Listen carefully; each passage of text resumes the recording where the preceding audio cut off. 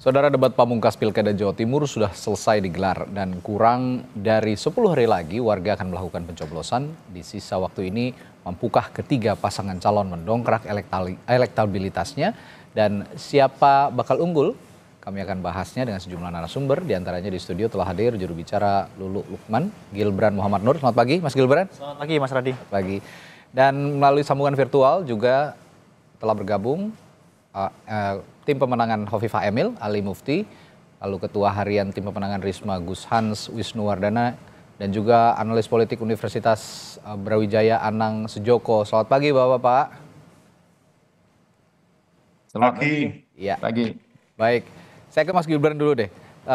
Tema tadi malam itu kan cukup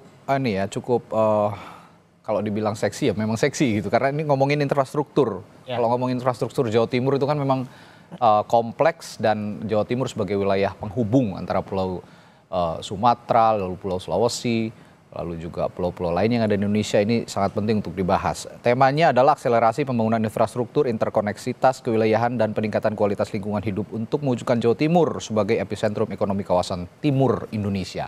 Yang saya tadi bilang, Jawa Timur adalah penghubung antara Indonesia yang bagian barat dan juga bagian timur. Kalau dari Lulu, Mbak Lulu sendiri punya program andalan apa saja kira-kira? Kalau bicara soal pemberdayaan infrastruktur, peningkatan infrastruktur, kemudian bicara soal lingkungan hidup, Mbak Lulu dan Mas Lukman punya visi yang visioner terhadap itu. Bahkan sangat concern sehingga dimasukkan ke dalam poin utama nomor 5 dalam visi misi milik Mbak Lulu dan Mas Lukman. Kalau bicara soal peningkatan infrastruktur, Mbak Lulu dan Mas Lukman tidak hanya berfokus pada akselerasi, tetapi juga pada pemerataan. Karena akan sangat percuma Mas ketika kita bicara soal infrastruktur, tetapi pembangunan yang dilakukan oleh Pemprov itu hanya dilakukan di daerah-daerah tertentu. Ada semacam ketimpangan, kemudian ada semacam ketidakseimbangan antara satu wilayah dengan wilayah lainnya. Seperti misal Madura, kemudian daerah-daerah perifer di Jawa Timur, itu tidak hanya sekadar ornamen gitu. Itu perlu untuk ditingkatkan, sama halnya dengan kota-kota besar seperti Surabaya ya, Malang dan kota-kota lain di Jawa Timur. Intinya adalah pemerataan. Pemerataan. Kondisi saat ini memang tidak merata begitu ininya, pembangunan infrastrukturnya. Bisa kita katakan di Jawa Timur mengalami ketimpangan yang cukup drastis ya Mas. Kalau kita melihat di Madura, dan Mbak Lulu dan Mas Lukman punya semangat untuk membangun daerah-daerah tersebut. Semisal membuat KRL di sepanjang Pulau Madura, kemudian pemerataan di daerah Magetan dan beberapa daerah lain yang seperti sekarang ini nampaknya terkesan tertinggalkan. Melihat argumentasi yang diungkapkan Mbak Lulu dan juga Mas Lukman tadi malam dalam debat begitu ya, apakah ini juga tim ses maupun pendukung saat ini suasananya juga meyakini bahwa tadi malam ini kan debat pamungkas, apa sudah bisa meyakini masyarakat Jawa Timur? Karena kalau melihat gapnya ini lumayan jauh ini, kalau melihat survei lah begitu ya. Nah ini kan debat pamungkas tadi malam membahas infrastruktur. Apakah ini juga jadi pamungkasnya untuk Mbak Lulu dan Mas Lukman mendongkrak elektabilitas untuk tema tadi malam? Tentu debat semalam menjadi salah satu upaya maksimal dari Mbak Lulu dan Mas Lukman untuk mendongkrak elektabilitas. Tetapi kita tidak hanya sekadar fokus pada angka-angka survei Mas, tetapi kita juga fokus terhadap angka-angka yang benar-benar dirasakan oleh masyarakat, seperti angka kemiskinan, jumlah rumah sakit yang kurang, transportasi yang kurang memadai, dan angka-angka yang lebih konkret lainnya. Artinya fokus lebih ke tidak melihat survei dulu, meskipun sudah mepet nih waktunya, tapi fokus terus untuk melakukan kerja-kerjanya tadi di masyarakat. Tentu Mas Radi, karena justru karena waktunya sudah mepet, tracknya semakin sempit, tidak ada kata lain selain gas buat Mbak Lulu dan Mas. Tidak ada kata lain selain gas. Nah, Mas Ali, saya mau tanya juga nih Pak Ali Mufti. Kalau yang tadi malam dibahas itu kan infrastruktur. Tadi saya sudah tanya ke Mas Gilbran juga. Kalau Jawa Timur itu adalah wilayah penghubung antara Indonesia Barat, Indonesia Timur. Dan tadi malam ini difokuskan di soal infrastruktur, pemerataan infrastruktur, termasuk juga untuk memeratakan kawasan Indonesia Timur. Ini tugas yang nggak mudah sebenarnya untuk Jawa Timur ya. Selain menyejahterakan rakyat Jawa Timurnya, tapi juga diberi tugas oleh pemerintah pusat bisa memeratakan pembangunan di wilayah timur Indonesia. Kalau Hovifah Emil, program yang sebelumnya sudah diterapkan ketika menjadi gubernur dan sekarang mencalonkan lagi jadi gubernur, apakah ini masih sama atau ada pengembangan-pengembangan lain? Mas Ali. Ya, terima kasih. Ya, Kalau kita lihat dalam perjalanan pemerintahan Bu Khofifah sama Mas Emil, maka kita sudah memahami tracknya sudah benar. Nah, tinggal sekarang adalah melanjutkan yang apa yang sudah dilakukan oleh beliau. oke. Kalau ini terputus, maka akan ada sebuah proses perencanaan yang berbeda. Starternya akan berbeda. Itu problem bagi Jawa Timur. Nah, oleh karena itu kita butuh ada keberlanjutan di mana Bu Khofifah dan Mas Emil kita kasih kesempatan lagi untuk melanjutkan membangun Jawa Timur ini sesuai dengan apa yang menjadi cita-cita kita bersama, dan Bu Khofifah telah mencanangkan sebuah visi yang cukup bagus, yaitu bahwa Jawa Timur adalah gerbang bagi Indonesia. Secara nasional, Jawa Timur adalah gerbang bagi berbagai pembangunan yang ada di Nusantara ini, khususnya Oke. di kawasan timur. Nah, oleh karena itu, kita kasih kesempatan kepada beliau untuk meneruskan apa yang menjadi cita-cita beliau, yaitu bagaimana membangun Jawa Timur sebagai epicentrum ekonomi melalui berbagai kebijakan infrastruktur yang sangat diperlukan di Jawa Timur ini. Dan sekarang kalau kita lihat dari berbagai kawasan yang ada di Jawa Timur ini, infrastruktur yang menjadi tanggung jawab pemerintah Jawa Timur itu relatif sudah sangat bagus. Ya, relatif sudah sangat bagus. Oke. Masih kurang itu wajar. Masih kurang. Nah, oleh karena itu yang kurang ini akan kita sempurnakan pada pemerintahan Bu Khofifah pada 5 tahun yang akan datang. Kalau kita lihat hasil survei Kompas, 52 itu menunjukkan apresiasi yang cukup baik dari Oke. rakyat Jawa Timur kepada beliau berdua. Saya pikir itu Oke. yang dapat saya sampaikan, bahwa keberlanjutan menjadi sangat strategis dalam rangka apa? Dalam rangka membangun Jawa Timur sebagai epicentrum ekonomi di Indonesia bagian Oke. timur. Terima Tapi kasih. tadi Mas Gibran juga mengatakan, tim ses dari Mbak Lulu, bahwa pemerataan infrastruktur, pembangunan ini juga belum merata sepenuhnya di Jawa Timur, termasuk di Pulau Madura tadi disinggung juga.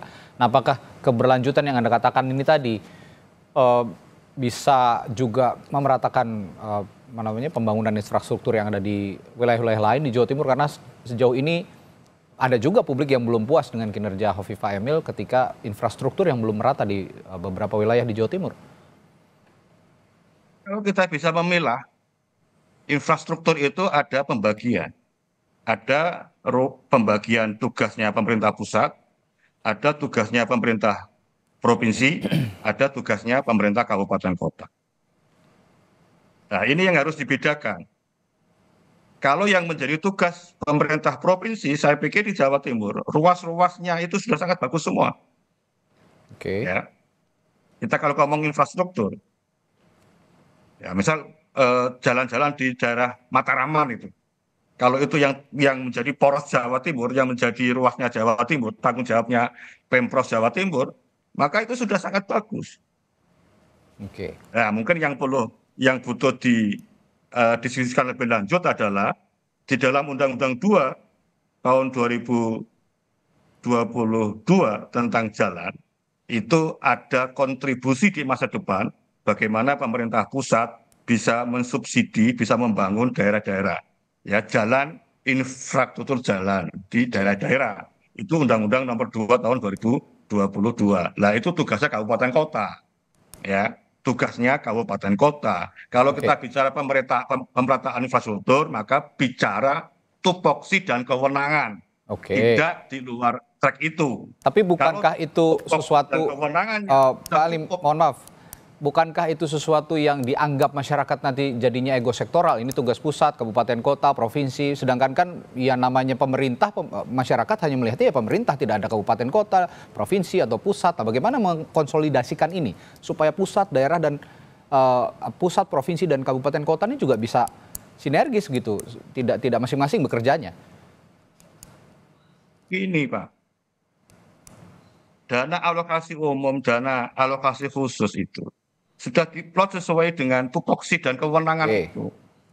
Yang kedua, dalam neraca yang ada dalam misal neraca daerah gitu, maka dana APBD provinsi untuk membangun jalan yang menjadi kewenangannya, menjadi asetnya pemerintah daerah itu ada masalah. Oke. Nah, ke depan nanti butuh disinergikan antara pemerintah provinsi, pemerintah daerah, dan pusat sesuai dengan undang-undang jalan, di mana pusat, provinsi, dan daerah ini bisa saling memberikan kontribusi di dalam pembangunan infrastruktur di daerah. Ini ke depan. Ya, karena undang-undangnya sekarang kasih ruang kepada institusi ini untuk membangun jalan-jalan yang menjadi wilayahnya kabupaten kota. Sekarang kemarin sudah kita mulai, Pak. Sudah kita mulai sejak tahun 2023, namanya Impres Jalan Daerah. Di mana pemerintah pusat sudah membangun jalan-jalan di daerah-daerah itu. Kalau di Ponorogo, di Madiun, di Pacitan, di Trenggalek, di Ngawi, di Surabaya, di daerah-daerah semua itu sudah kita bangun melalui Impres Jalan Daerah, IJD yang dikenal oleh masyarakat umum itu Impres Jalan Daerah. Nah, oleh karena itu, kalau kita bicara infrastruktur, maka ke depan melalui berbagai macam strategi ini, maka pemerataan itu akan terwujud. Ya, pemerataan itu akan terwujud. Ketepatan saya ini ada di Komisi 5, Komisi Infrastruktur di DPR RI. Jadi kita sangat memahami itu, koneksitas ini akan terjadi manakala ada keberlanjutan dari pemerintahan Bu Khofifah dan Mas Emil ini. Terima kasih. Baik, Pak Ali. Sambil menantikan juga nanti kehadiran dari tim ses Bu Risma dan Gus Hans, kita akan ke ke analis politik dulu. Ada analis politik dari Universitas Brawijaya, Pak Anang Sujoko. Pak Anang, dari ketiganya ketika sudah menjalani debat tadi malam soal infrastruktur, dan kita juga sudah menyimak nih sebagian barusan perbincangan kita dengan Mas Gibran, dengan Pak Ali gitu. Kira-kira sudah ada yang bisa merepresentasikan pilihan masyarakat Jawa Timur sejauh ini? Ya, kalau dari paparan ketiga calon itu kan saya mengidentifikasi satu, pasti calon nomor 2 itu akan menunjukkan data terkait dengan prestasi-prestasi, yaitu keniscayaan. Sementara calon nomor 1 dan nomor 3 ya pasti akan mengidentifikasi kelemahan atau kekurangan dari pemerintahan sebelumnya, karena nomor 2 ini kan incumbent. Nah, itu hal yang wajar terjadi. Dan menurut analisis saya ketika kita bicara pada media, apa yang ditayangkan oleh teman-teman melalui media televisi free terrestrial, itu memang saat ini ada kemungkinan, ada keterbatasan siapa penontonnya dulu. Ya, saya lihat semacam itu. Nah, oleh karena itu sebetulnya tidak serta-merta apa yang kemudian ditayangkan secara live, debat kemarin itu kemudian begitu saja secara signifikan akan mengubah peta elektabilitas yang saat ini terjadi. Nah, ini hanya sebagai sebuah upaya pendidikan politik kalau menurut saya, bagaimana meyakinkan terutama undecided voters itu kemudian membuat kalkulasi, membuat pertimbangan. Masalah rasionalitas, logika, dan tawaran-tawaran yang solusi-solusi yang ditawarkan memang kalau memang ada identifikasi kelemahan itu ya masuk akal. Apakah kemudian itu bukan hanya sekedar gimmick atau sebuah janji? Tetapi teman-teman warga Jawa Timur itu terutama kalau kita lihat siapa sih undecided voters itu. Nah, kalau undecided voters itu adalah well educated people atau orang yang mempunyai pendidikan yang bagus, ya maka dia akan menghitung apakah rasional misalkan ketika ada problem, kemudian solusinya ini akan bisa diselesaikan selama 5 tahun. Apakah kemungkinan bahwa problem ini bukanlah sebuah generalisasi. Nah, ini yang perlu ada sebuah identifikasi dan mereka akan melakukan semacam itu.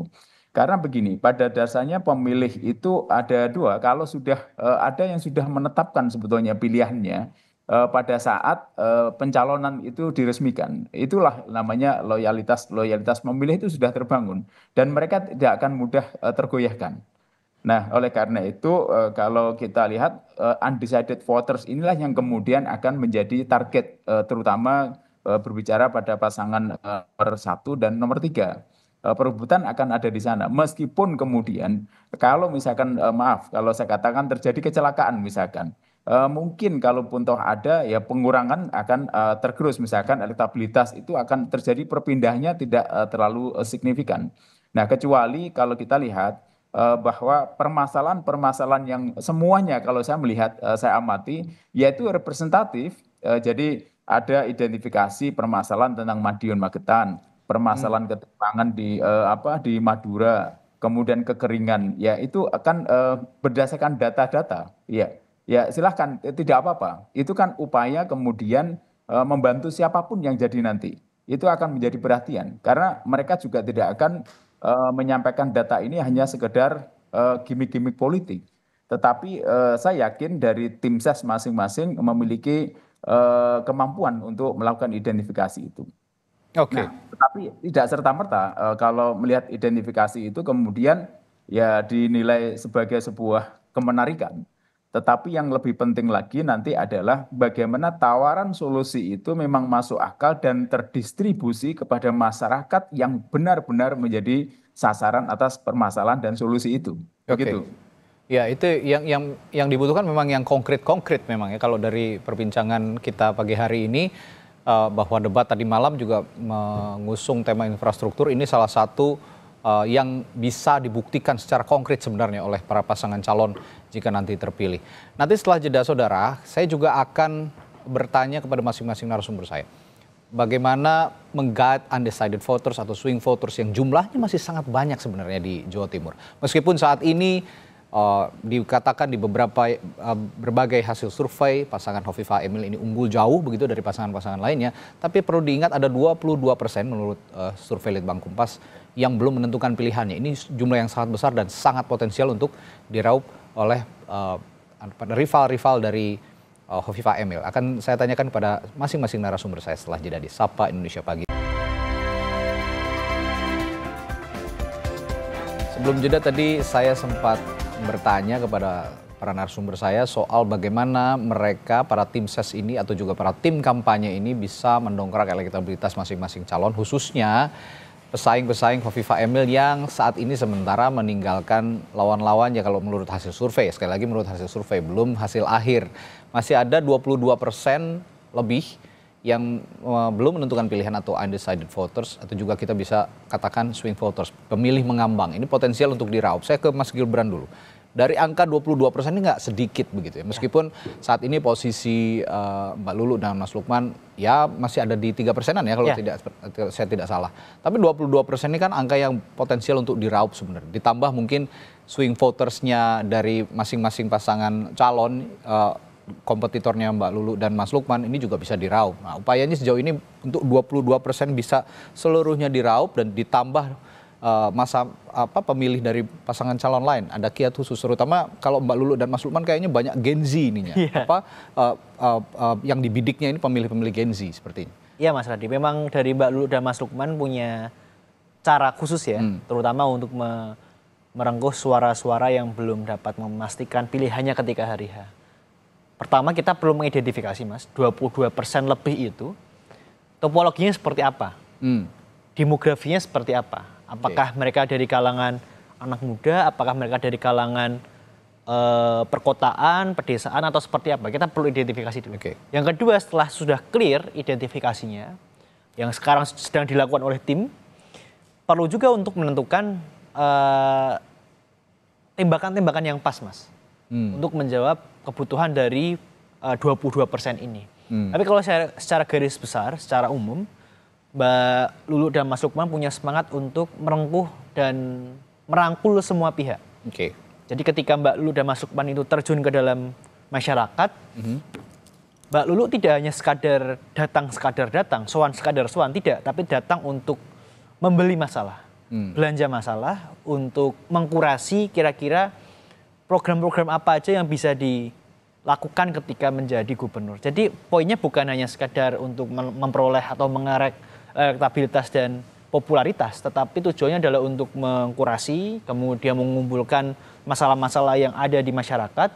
Karena sejatinya Mbak Lulu dan Mas Lukman dalam ajang Pilgub ini tidak hanya sekadar menjadi kontestan, tetapi ingin benar-benar menjadi rakyat yang paripurna, tahu betul apa yang dirasakan oleh masyarakat, tahu betul apa yang diinginkan oleh masyarakat. Poinnya itu Mas. Poinnya itu, jadi balik lagi ya, fokus untuk ya kerja nyata saja Ya. dulu. Apapun hasilnya yang dinilai oleh masyarakat, ya itulah yang didapat begitu Ya. kira-kira.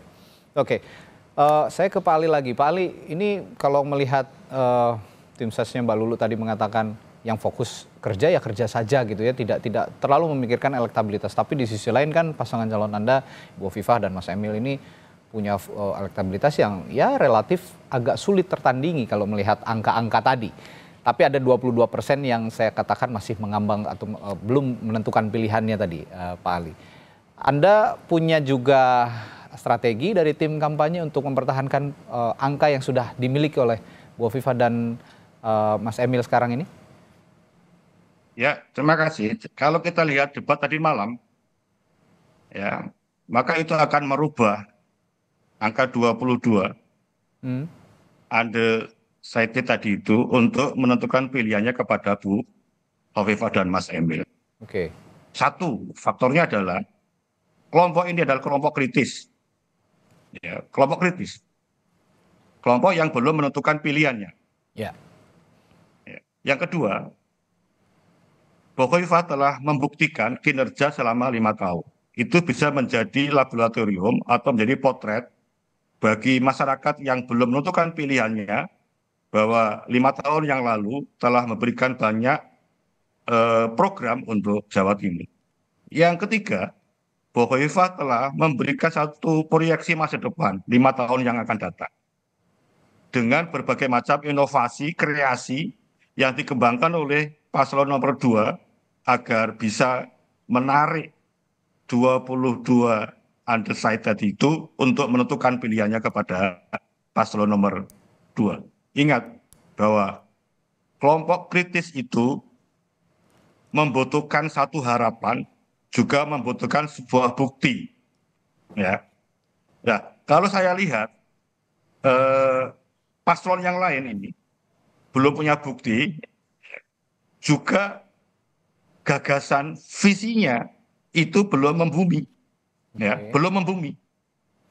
Nah, Bu Hovifah ini, ya, kelompok kritis yang belum menentukan pilihannya itu akan membaca masa lalu dan akan mendengarkan gagasan, visi, misi di masa depan. Ya, disitulah akhirnya 22 ini akan menentukan pilihannya pada nomor 2. Oke. Karena kalau kita kelompok kritis itu apa? Kelompok kritis itu yang dibutuhkan satu adalah kepastian. Ya, Oke. kepastian terhadap sebuah gagasan itu bisa diwujudkan. Dan gagasan masa lalu itu sudah diwujudkan baik. oleh Bu Hovifah Mas Emil secara baik. Oke. Ya, yang gimana? Baik. Bisa saya teruskan? Ya, silakan. Nah, yang kedua, kelompok kritis itu membutuhkan sebuah hope, harapan yang lebih baik di masa depan. Dengan pemimpin yang penuh integritas, pemimpin yang visioner, sehingga bisa memberikan satu harapan di masa depan Jawa Timur itu lebih baik. Ya, epicentrum ekonominya baik, infrastrukturnya baik, itulah yang diharapkan oleh kelompok kritis, kelompok yang belum menentukan pilihannya pada tanggal 27 November yang akan datang ini. Oke. Nah, oleh Baik. karena itu saya yakin Mhm. dalam forum ini, di dalam forum di ruang publik ini, saya sangat yakin kelompok kritis, kelompok yang belum menentukan pilihannya akan menentukan pilihannya pada paslon nomor 2 dengan berbagai perspektif yang tadi saya sampaikan. Terima kasih. Baik, Pak Ali. Pak Anang, kalau melihat tadi, saya sebenarnya masih menunggu juga ini tim ses dari Bu Risma dan Gus Hans yang pagi hari ini juga sebenarnya sudah kami undang, tapi belum juga bisa bergabung. Tapi dari pemaparan tadi masing-masing tim ses dari Mas Gibran, Pak Ali tadi ya, kalau Mas Gibran tadi, Mbak Lulu dan Mas Lukman ini fokus saja dulu kerja, apapun angkanya nanti hasilnya bagaimana ya biar masyarakat yang menilai.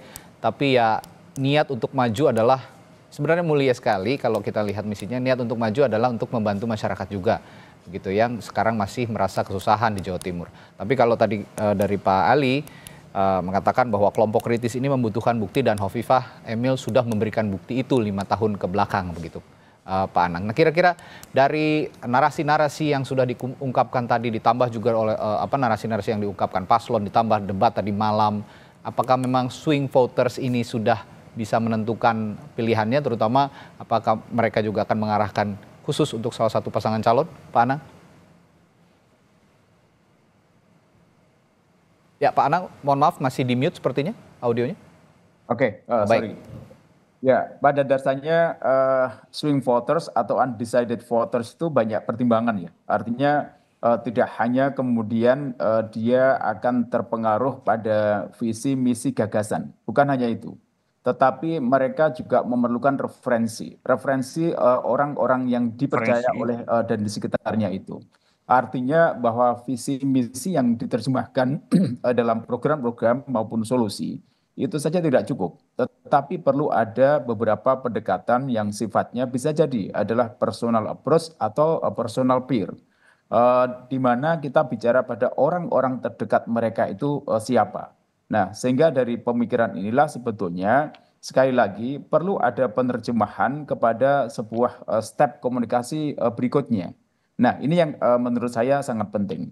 Dan kalau kita bicara kepada apapun solusinya, ya menurut saya itu bagus saja. Konten-konten mereka semuanya bagus. Saya yakin bagus. Tetapi yang menjadi tantangan memang kalau kita bicara pada sebuah ucapan, itu kan kita akan melihat pada integritas orang yang mengucapkan, kredibilitas orang yang mengucapkan. Nah, artinya ketika kita bicara pada integritas dan kredibilitas, ini kan kita bicara pada satu track record, kemudian bicara kepada sisi kemampuan. Memang apakah kemudian secara keilmuan, secara itu sesuai. Nah, ini yang menurut saya, Mas, bahwa apapun yang kemudian disampaikan oleh tim ses 01, kemudian 02, ya itu wajar-wajar saja, normatif. Kalau misalkan tadi bekerja terus fokus tanpa terlalu terisaukan oleh elektivitas. Sementara kalau dari 02 berbicara pada titik kritis dari undecided voters itu kemudian ke sana, itu normatif sebagai tim ses. Tetapi yang lebih penting memang bahwa elektibilitas yang saat ini memang ini sifatnya sementara. Itu bisa aja terjadi kemudian misalkan ada penggerusan-penggerusan itu. Tetapi yang selama ini dalam pengetahuan saya, penggerusan yang signifikan itu terjadi ketika ada sebuah kecelakaan. Itu aja yang saya sampaikan. Nah, kecelakaan inilah yang kemudian menurut saya perlu ada sebuah antisipasi. Kalau misalkan ingin mempertahankan. Sementara kalau pasangan 01 kemudian 03, ketika ingin menggoyahkan elektabilitas puncak itu, ya tentu harus membuat sebuah gebrakan-gebrakan yang luar biasa. Dan ini butuh effort yang bukan hanya berbicara pada sebuah pendekatan-pendekatan tradisi, tradisional, tetapi juga ada upaya-upaya yang sifatnya memang titik kritisnya itu harus dilakukan oleh pendekatan-pendekatan peer mereka, kelompok-kelompok mereka, orang-orang yang ada di sekitar mereka. Seperti itu, Mas. Baik, Pak Anang, saya akan beranjak ke pola dukungan juga mesin partai yang bekerja di Pilkada Jawa Timur untuk mengusung pasangan calon masing-masing. Kalau kita lihat kan pasangan nomor 1 ini hanya diusung oleh PKB begitu ya. Dan sedangkan nomor 2 ini keroyokan, banyak sekali partainya. Ada Gerindra, ada Golkar, Demokrat, Nasdem, PAN, PKS, P3, PSI, Perindo, Partai Buruh, Gelora, PBB, Prima, Garuda, dan PKN. Banyak sekali. Sedangkan pasangan nomor urut 3 ya praktis mengandalkan mesin partai PDI Perjuangan, ditambah juga ada partai pendukung lainnya, Hanura dan Partai Umat. Kalau dari melihat komposisi ini, apakah memang sudah tergambarkan kerja politik dari mesin partai ini memang lebih optimal di pasangan calon nomor 2? Nah, bagaimana juga dengan pasangan nomor 1 dan 3 yang hanya didukung oleh sedikit partai, Pak Anang? Ya, begini, kalau misalkan kita bicara pada peta legislatif, tahun-tahun ini ya kalau misalkan mesin partai itu partai politik itu jalan seperti pileg, ya kemungkinan tidak akan seperti ini petanya. Tetapi antara mesin partai politik pada saat pileg dan pilkada itu kan berbeda. Ya. Jadi berbeda. Jadi disinilah kemudian ujian pada loyalitas pemilih kepada partai politik. Disinilah sebetulnya ujian bagaimana simpatisan-simpatisan itu lebih berbicara kepada ideologi atau kemudian berbicara pada petuah dari partai politik. Jadi kalau misalkan pileg itu bisa jadi partai politik dan tokohnya. Tetapi ketika pilkada yang gubernur itu belum tentu kemudian akan masuk totalitas ke arah itu. Nah inilah yang kemudian kalau saya perhatikan, saya dulu awal-awal sudah menyampaikan bahwa teman-teman di PDIP dan PKB itu terlambat memutuskan ini, sangat lama sekali. Dan karena sangat lama inilah kemudian konsekuensinya ya hanya partai-partai tunggal. Nah, kalau dari posisi inilah sebetulnya memang peta dukungan partai politik itu ya paling tidak mendekati representasi. Tidak totalitas 100% itu representasi dari masyarakat Jawa Timur. Tetapi masing-masing partai politik itu pasti akan memberi sumbangan suara itu. Dan partai-partai politik yang tergabung misalkan di 02 misalkan memang tidak semuanya mempunyai potensi untuk mengumpulkan pemilih, tidak. Tapi ada menurut saya ada beberapa yang memang memiliki kedekatan dengan masyarakat-masyarakat yang itu kultur yang ada di Jawa Timur. Ya. Ada misalkan budaya Arek, Pandalungan, Mataram, dan dia memiliki pendekatan khusus. Ini yang menurut saya ada nilai lebih dari 02 dalam rangka untuk mendekati sejak awal dan itu terbina dengan baik. Nah, ini oleh karena itu tantangan buat teman-teman di 01 dan 03. Kalau kita bicara pada 01, ya maaf ya, kalau misalkan saat ini pendukungnya hanya dari PKB misalkan. Nah, PKB ini beberapa suara juga sudah masuk di 02. Nah, ini yang kemudian ya cukup harus kerja keras lah, sangat keras sekali yang harus dilakukan oleh 01. Sementara kalau kita bicara pada 03 dari PDIP sendiri. Nah, dalam beberapa hal dari peta PDIP juga ada beberapa istilahnya sedikit ada friksi-friksi tertentu yang sejak awal memang ada tokoh-tokoh di Jawa Timur itu yang ke 02 sebetulnya. Nah, tetapi kemudian pada akhirnya dalam tanda kutip saya tidak tahu akhirnya 02 PDIP tidak jadi gabung di 02 pada saat itu. Nah, artinya apa? Artinya ada kemungkinan bahwa peta-peta dari pileg yang diperoleh oleh PDIP itu kemudian tidak sepenuhnya kemudian akan masuk ke sana. Ya. Jadi ada kemungkinan akan tersebar dan penyebaran itu akan masuk ke 02 lebih besar ke arah sana. Ya, kalau saya baca memang mesin partai penting, tapi juga personal branding masing-masing pasangan calon juga tidak kalah penting dalam konteks pilkada ini karena memang petanya beda seperti yang dikatakan juga oleh Pak Anang tadi. Di pilkada maupun ini akan berbeda dengan pileg ataupun juga pilpres ini karena memang kekuatannya ada di personal branding masing-masing pasangan calon. Dan ini masih ada waktu, Mas Gibran, Pak Ali dan juga pasangan calon nomor urut 3 nanti juga untuk bisa sama-sama masih bertarung sampai tanggal 27 masih ada waktu sehingga apapun hasilnya nanti ya masyarakat Jawa Timur akan disuguhkan oleh kemenangan pemimpin yang diharapkan juga bisa memenangkan rakyat Jawa Timur semuanya untuk memperbaiki semua kondisi yang ada di Jawa Timur.